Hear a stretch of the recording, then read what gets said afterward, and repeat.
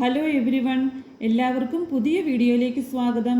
കഴിഞ്ഞ ക്ലാസ്സിൽ discovery of subatomic പാർട്ടിക്കിൾസിനെ കുറിച്ചും ആറ്റത്തിൻ്റെ മോഡൽസിനെ കുറിച്ചും പഠിച്ചു. ഇന്ന് നമുക്ക് ബാക്കി പോർഷൻസ് കണ്ടിന്യൂ ചെയ്യാം. Discovery of elements. 1869 കാലഘട്ടത്തിൽ സയൻറ്റിസ്റ്റുകൾക്ക് പ്രകൃതിയിൽ കാണപ്പെടുന്ന 69 എലമെൻസിനെ കുറിച്ച് മാത്രമേ അറിയാമായിരുന്നുള്ളൂ. എന്നാൽ ഇപ്പോൾ 118 എലമെൻസ് ഉണ്ട്. 118 എലമെൻറ്റ്സ് ഉൾപ്പെടുത്തിയ പീരിയോഡിക് ടേബിളാണ് ഇപ്പോൾ നിലവിലുള്ളത്. ഇന്ന് ഉപയോഗിക്കുന്ന മോഡേൺ പീരിയോഡിക് ടേബിളിൻ്റെ ഉപജ്ഞാതാവ് ഹെൻറി മോസ്ലിയാണ്. ഈ 118 എലമെൻറ്റ്സിൽ ഭൂരിഭാഗവും പ്രകൃതിയിൽ നിന്ന് ലഭിച്ചതും ചിലത് ആർട്ടിഫിഷ്യലി നിർമ്മിച്ചതുമാണ്. ഇപ്പോഴും പുതിയ മൂലകങ്ങൾ കണ്ടെത്താനുള്ള എക്സ്പെരിമെൻറ്റ്സ് നടന്നുകൊണ്ടിരിക്കുന്നു. Symbols of elements. എലമെൻറ്റ്സിൻ്റെ ഡിസ്കവറിക്ക് ശേഷം 1803 ജോൺ ഡാൾട്ടൺ എലമെൻറ്റ്സിനെ പിക്ടോറിയൽ സിംബൽസിലൂടെ റെപ്രസെൻ്റ് ചെയ്യാമെന്ന് പറഞ്ഞു. നിങ്ങളുടെ ടെക്സ്റ്റ് ബുക്കിൽ ഫിഗർ 8.9 ചില എലമെൻറ്റ്സിൻ്റെ സിംബൽസ് തന്നിട്ടുണ്ട്. പിന്നീട് ഇത് ഡിഫിക്കൽട്ട് ആയതുകൊണ്ട് 1813 ബെർസീലിയസ് എന്ന സയൻറ്റിസ്റ്റ് പറഞ്ഞു എലമെൻറ്റ്സിൻ്റെ സിംബൽ അവയുടെ ലാറ്റിൻ നെയിമിൽ നിന്ന് വന്നതായിരിക്കണമെന്ന്. അതായത് എലമെൻറ്റ്സിൻ്റെ പേരിൻ്റെ തന്നെ 1 or 2 ലെറ്റേഴ്സ് ഉപയോഗിച്ചാൽ മതി എന്ന് പറഞ്ഞു. അങ്ങനെ ആൽഫബറ്റിക് സിംബൽസ് നിലവിൽ വന്നു. ഇപ്പോൾ IUPAC, that is international union of pure and applied chemistry എന്ന ഓർഗനൈസേഷനാണ് എലമെൻറ്റ്സുകളുടെ നെയിമും സിംബൽസും അപ്രൂവ് ചെയ്യുന്നത്. ഈ IUPAC ഇതിനായി കുറച്ച് റൂള് വെച്ചു. ഫസ്റ്റ് റൂള് പറഞ്ഞു എലമെൻറ്റ്സിൻ്റെ പേരിൻ്റെ ഫസ്റ്റ് ലെറ്റർ ഉപയോഗിക്കാം. For example hydrogen capital letter H, nitrogen capital letter N, carbon capital letter C. Second പറഞ്ഞു ഒരു എലിമെൻറ്റ്സിൻ്റെ ഫസ്റ്റ് ലെറ്റർ എപ്പോഴും ക്യാപിറ്റൽ ലെറ്ററിലും സെക്കൻഡ് ലെറ്റർ സ്മോൾ ലെറ്ററിലും എഴുതണം. For example aluminium A capital ലെറ്ററിലും L സ്മോൾ ലെറ്ററിലും എഴുതുന്നു. കോബാൾട്ട് C ക്യാപിറ്റൽ ലെറ്ററിലും O സ്മോൾ ലെറ്ററിലും എഴുതുന്നു. ഇനി തേർഡ് റൂൾ പറഞ്ഞത് ചില എലമെൻറ്റ്സിൻ്റെ സിംബൽസ് അവയുടെ നെയിമിൻ്റെ ഫസ്റ്റ് ലെറ്ററും സെക്കൻഡ് ലെറ്റർ അല്ലാത്ത മറ്റൊരു ലെറ്ററും ആയിരിക്കണം. ഫോർ എക്സാമ്പിൾ ക്ലോറിൻ, ഇവിടെ ഫസ്റ്റ് ലെറ്റർ C എടുക്കുന്നു, സെക്കൻഡ് ലെറ്ററായ H എടുക്കാതെ മറ്റൊരു ലെറ്ററായ L എടുക്കുന്നു. അപ്പോൾ ക്ലോറിൻ്റെ സിംബൽ Cl എന്ന് വരുന്നു. അനദർ എക്സാമ്പിളാണ് സിങ്ക്. സിങ്കിനും ഇതുപോലെ തന്നെ ഫസ്റ്റ് ലെറ്റർ Z എടുത്തു, സെക്കൻഡ് ലെറ്ററായ I എടുക്കാതെ മറ്റൊരു ലെറ്ററായ N എടുക്കുന്നു. അപ്പോൾ സിങ്കിൻ്റെ സിംബൽ ZN എന്ന് വരും. ഫോർത്ത് അവർ പറഞ്ഞു ചില എലമെൻറ്റ്സിൻ്റെ സിംബൽ ലാറ്റിൻ, ഗ്രീക്ക്, ജർമ്മൻ പേരുകളിൽ നിന്നായിരിക്കണം. Example symbol of iron, that is Fe ആണ്.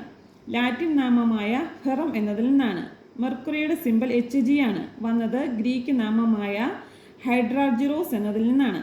കൂടാതെ ടങ്സ്റ്റൺ സിംബൽ W ആണ്, വന്നത് ജർമ്മൻ നാമമായ വോൾഫ്രം എന്നതിൽ നിന്നാണ്. നിങ്ങളുടെ ടെക്സ്റ്റ് ബുക്കിൽ table 8.2 name of some common elements and their symbols തന്നിട്ടുണ്ട്.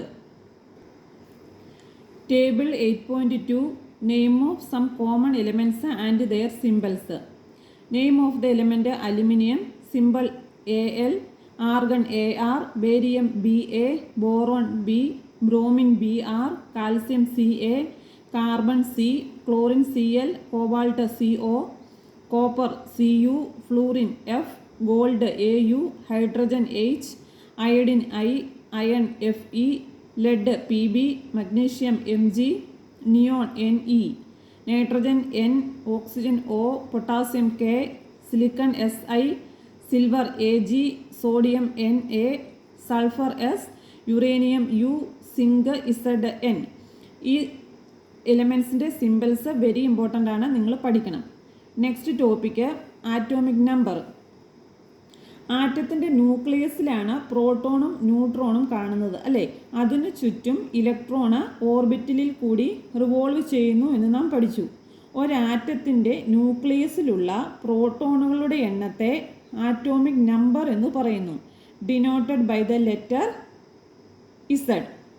ന്യൂട്രൽ ഫോമിൽ ഏതൊരു ആറ്റത്തിൻ്റെയും പ്രോട്ടോണുകളുടെ എണ്ണം ഇലക്ട്രോണുകളുടെ എണ്ണത്തിന് ഈക്വലാണ്. So atomic number equal to number of proton equal to number of electron. Equation very important ആണ്, പഠിക്കണം. നമ്മൾ പഠിച്ചു atomic number equal to number of proton equal to number of electron.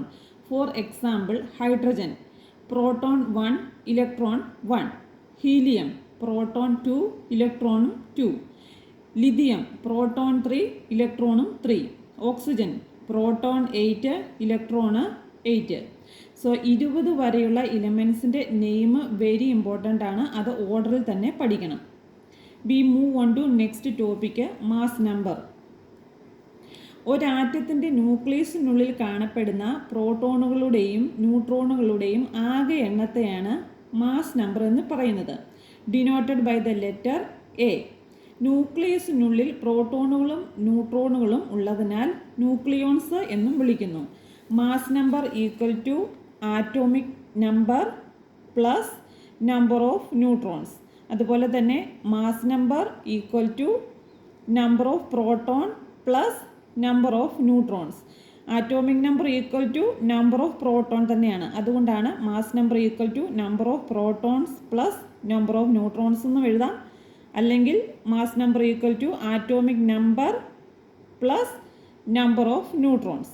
For example, element hydrogen proton 1 neutron 1, അപ്പോൾ mass number എന്ത് വരും?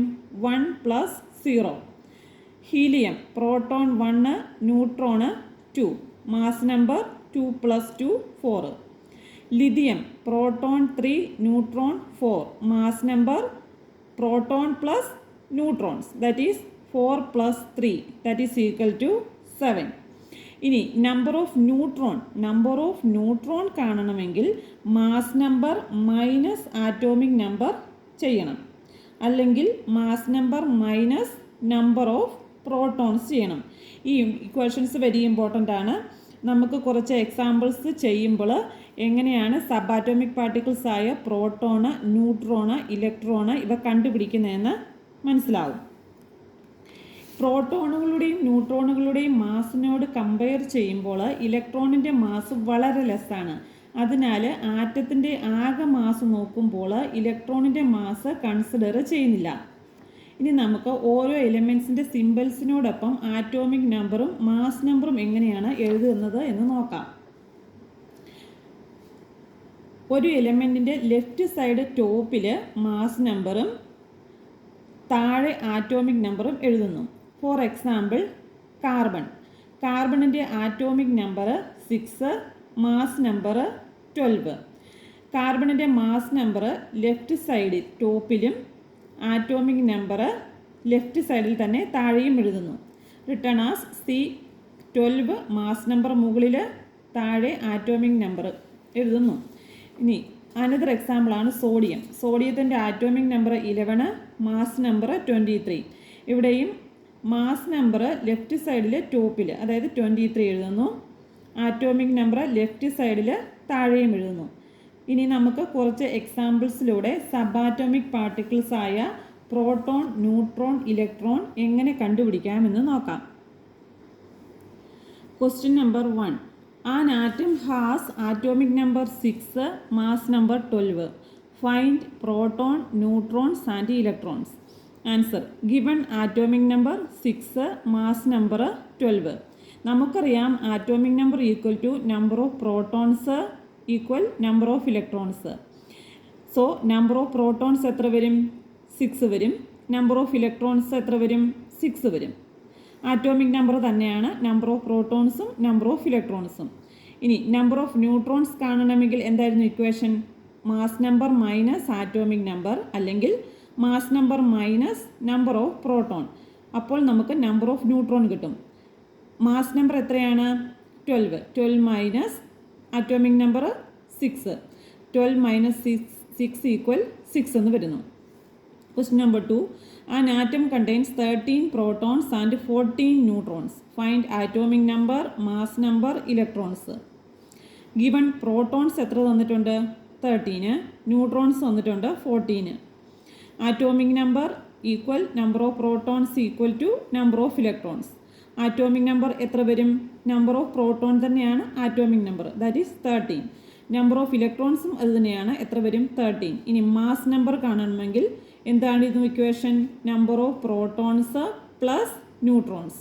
That is 13 plus 14 equal to 27. Equations very important ആണ്, അത് പഠിക്കണം.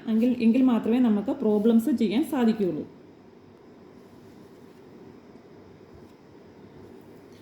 Next topic, how are electrons distributed in different energy levels. എങ്ങനെയാണ് electron different energy ലെവലുകളിൽ കൂടി distribution ചെയ്തിരിക്കുന്നത് എന്ന് നോക്കാം.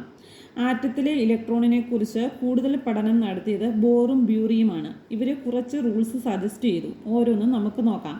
ഫസ്റ്റ് റൂൾ പറഞ്ഞത് ഒരു ഷെല്ലിൽ ഉൾക്കൊള്ളാൻ കഴിയുന്ന മാക്സിമം ഇലക്ട്രോണുകളുടെ എണ്ണം 2n² എന്ന ഫോർമുല ഉപയോഗിച്ച് കാണുന്നു. Where n is the number of shell. First shell K ഷെല്ലാണ്. So n equal to 1. n equal to 1 നമ്മൾ സബ്സ്റ്റിറ്റ്യൂട്ട് ചെയ്യുന്നു 2n² എന്ന ഫോർമുലയിൽ. സോ 2 × 1² ഈക്വൽ ടു 2 എന്ന് വരും. അപ്പോൾ K ഷെല്ലിൽ ഉൾക്കൊള്ളാൻ കഴിയുന്ന മാക്സിമം നമ്പർ ഓഫ് ഇലക്ട്രോൺസ് നമുക്ക് 2 എന്ന് കിട്ടും. L ഷെല്ലിൽ n ഈക്വൽ ടു 2 വരുന്നു. അപ്പോൾ നമ്മൾ സബ്സ്റ്റിറ്റ്യൂട്ട് ചെയ്യുന്നു 2n² എന്ന ഫോർമുലയിൽ. അപ്പോൾ എന്ത് വരും? 2 × 2² ദാറ്റ് ഈസ് 2 × 4 എന്ന് വരുന്നു. That is equal to 8. അപ്പോൾ n ഷെല്ലിൽ ഉൾക്കൊള്ളാൻ കഴിയുന്ന മാക്സിമം നമ്പർ ഓഫ് ഇലക്ട്രോൺസ് 8 എന്ന് കിട്ടുന്നു. m ഷെല്ലും ഇതുപോലെ തന്നെ n equal to 3 substituting 2n² എന്ന ഫോർമുലയിൽ സബ്സ്റ്റിറ്റ്യൂട്ട് ചെയ്യുന്നു. അപ്പോൾ 2 × 3² 9. So 2 × 9 equal to 18. So m ഷെല്ലിൽ ഉൾക്കൊള്ളാൻ കഴിയുന്ന മാക്സിമം നമ്പർ ഓഫ് ഇലക്ട്രോൺസ് 18 എന്ന് കിട്ടുന്നു. ഇതുപോലെ തന്നെ n ഷെല്ലിൽ n equal to 4 substituting 2n². So 2 × 4² that is 2 × 16 that is equal to 32.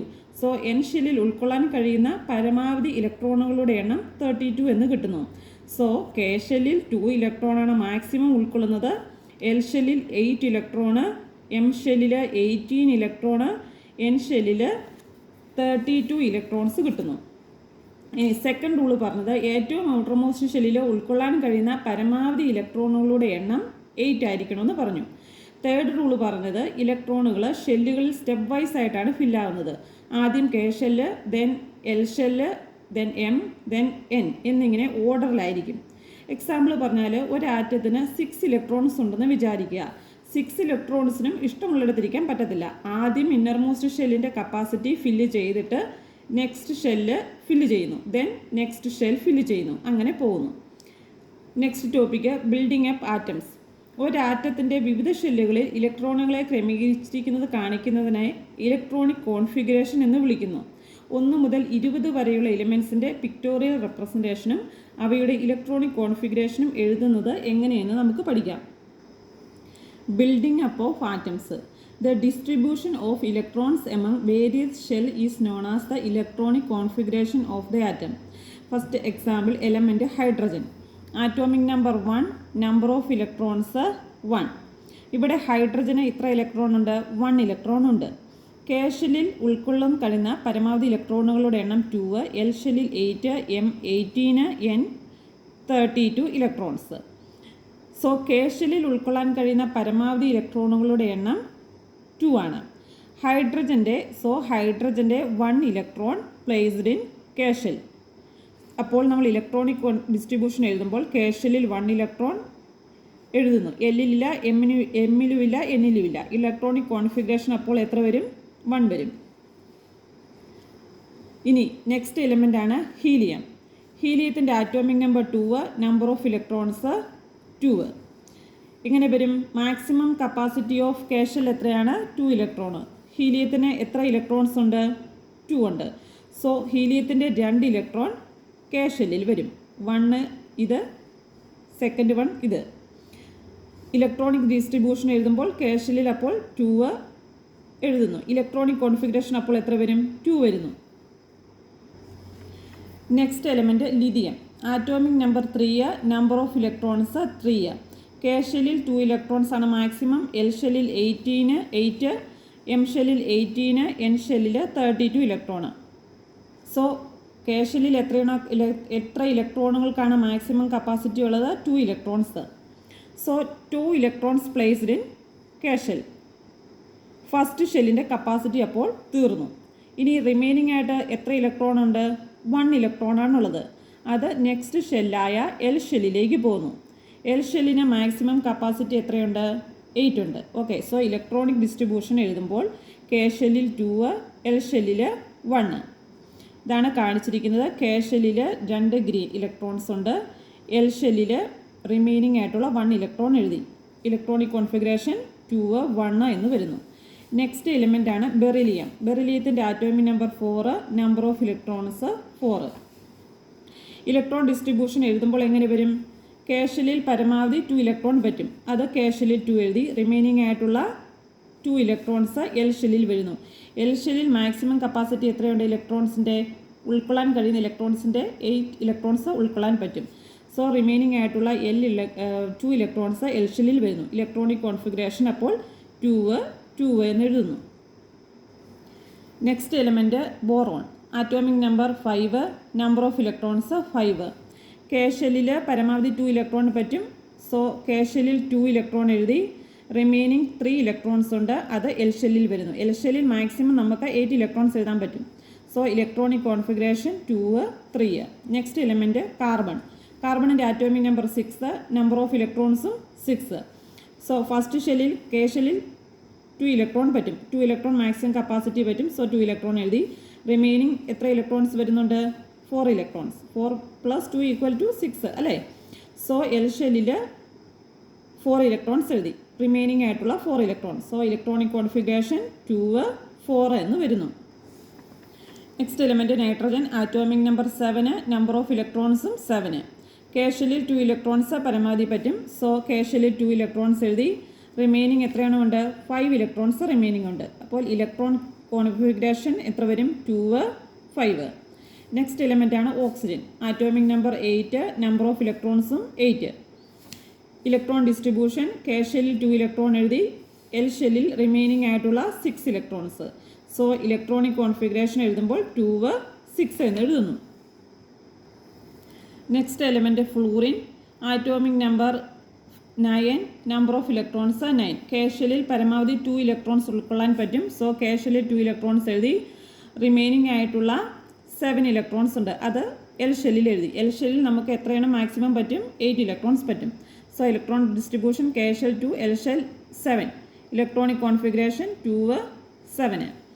Next element neon. Atomic number 10, number of electrons 10. K ഷെല്ലിൽ 2 electrons എഴുതി. റിമൈനിങ് എത്ര ഇലക്ട്രോൺസ് ഉണ്ട്? 8 ഇലക്ട്രോൺസ് ഉണ്ട്. അത് എൽ ഷെല്ലിൽ എഴുതി. Electronic configuration 2, 8. Sodium. Next element sodium. സോഡിയത്തിൻ്റെ atomic number 11, number of electrons 11. So 2 electrons placed in K shell. Remaining എത്ര ഇലക്ട്രോൺസ് മിച്ചമുണ്ട്? 9 ഇലക്ട്രോൺസ് ഉണ്ട് അല്ലേ? മാക്സിമം കപ്പാസിറ്റി ഓഫ് എൽ ഇലക്ട്രോൺസിന് എത്രയാണ്? എൽ ഷെല്ലിന് എത്രയാണ്? 8 ആണ്. സോ മിച്ചം 9 ഇലക്ട്രോൺസിൽ 8 ഇലക്ട്രോൺസ് നമ്മൾ എൽ ഷെല്ലിൽ എഴുതുന്നു. റിമൈനിങ് ആയിട്ടുള്ള 1 ഇലക്ട്രോണ്. അപ്പോൾ എൽ ഷെല്ലിൻ്റെ കപ്പാസിറ്റി തീർന്നു. എൽ ഷെല്ലിൻ്റെ കപ്പാസിറ്റി തീർന്നു കഴിഞ്ഞാൽ ഇലക്ട്രോൺസ് അടുത്ത ഷെല്ലിലേക്ക് പോകുന്നത് നമ്മൾ പഠിച്ചു. അതായത് എം ഷെല്ലിലേക്ക് റിമൈനിങ് ആയിട്ടുള്ള 1 ഇലക്ട്രോൺ പോകുന്നു. മാക്സിമം കപ്പാസിറ്റി എമ്മിന് അപ്പോൾ എത്രയുണ്ട്? 18 ഇലക്ട്രോൺസ് ഉൾക്കൊള്ളാൻ പറ്റും. സോ ഇലക്ട്രോണിക് ഡിസ്ട്രിബ്യൂഷൻ എഴുതുമ്പോൾ കെ ഷെല്ലിൽ 2, എൽ ഷെല്ലിൽ 8, എം ഷെല്ലിൽ 1. Electronic configuration 2, 8, 1. നെക്സ്റ്റ് എലിമെൻ്റ് ആണ് മഗ്നീഷ്യം. മഗ്നീഷ്യത്തിൻ്റെ ആറ്റോമിക് നമ്പർ നോക്കിക്കോ, 12.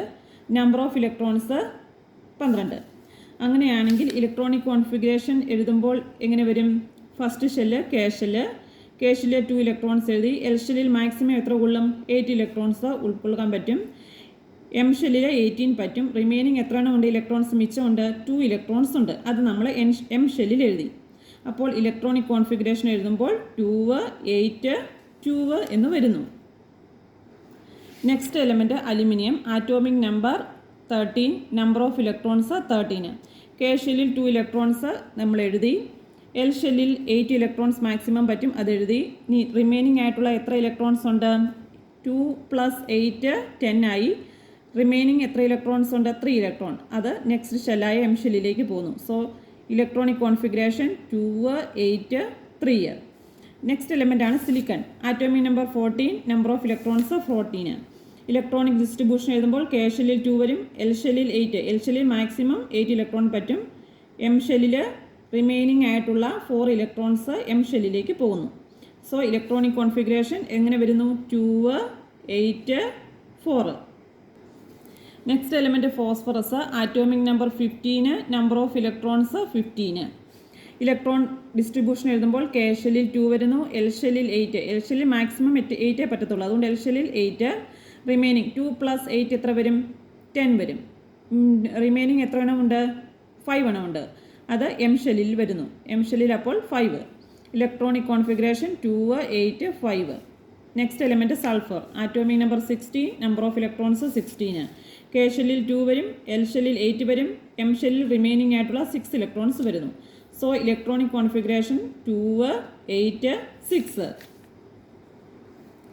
Next element chlorine. Atomic number 17, number of electrons 17. Electron distribution K ഷെല്ലിൽ 2, എൽ ഷെല്ലിൽ 8, റിമൈനിങ് 7 ഇലക്ട്രോൺ എം ഷെല്ലിൽ വരുന്നു. Electronic configuration 2, 8, 7. Argon. Atomic number 18, number of electrons 18. K ഷെല്ലിൽ പരമാവധി 2 electron പറ്റും, അതെഴുതി. L ഷെല്ലിൽ മാക്സിമം 8 ഇലക്ട്രോൺസ് എഴുതി. 2 + 8 എത്രയാണ്? 10. റിമൈനിങ് എത്ര എണ്ണമുണ്ട്?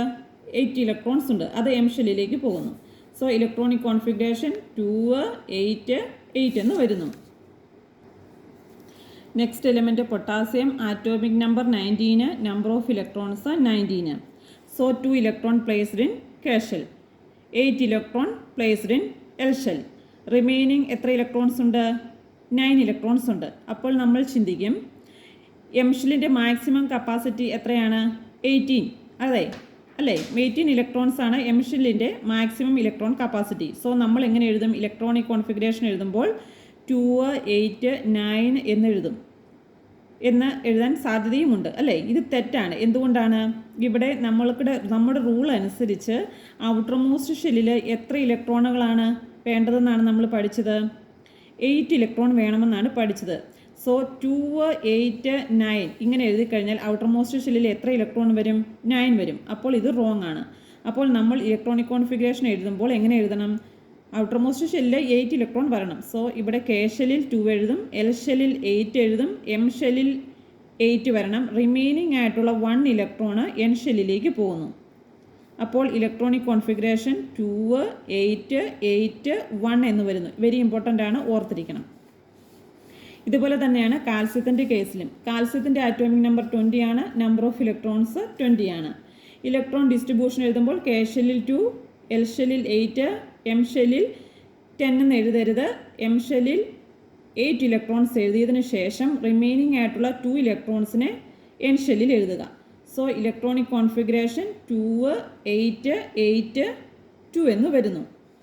നിങ്ങളുടെ ടെക്സ്റ്റ് ബുക്കിൽ ടേബിൾ 8.4ൽ 1 തൊട്ട് 18 വരെയുള്ള എലിമെൻറ്റ്സ്, അതിൻ്റെ symbols, atomic number, number of proton, number of neutron, number of electrons and their electron ഡിസ്ട്രിബ്യൂഷനും തന്നിട്ടുണ്ട്. അത് നിങ്ങൾ പഠിക്കണം എങ്ങനെയാണ് എഴുതുന്നുള്ളത്. ഇനി 21 മുതലുള്ള എലിമെൻറ്റ്സിൻ്റെ ഇലക്ട്രോണിക് കോൺഫിഗറേഷൻ എഴുതാൻ ചില മെത്തേഡ്സുകളുണ്ട്. അത് നമ്മൾക്ക് ഹയർ ക്ലാസ്സസിൽ പഠിക്കാം.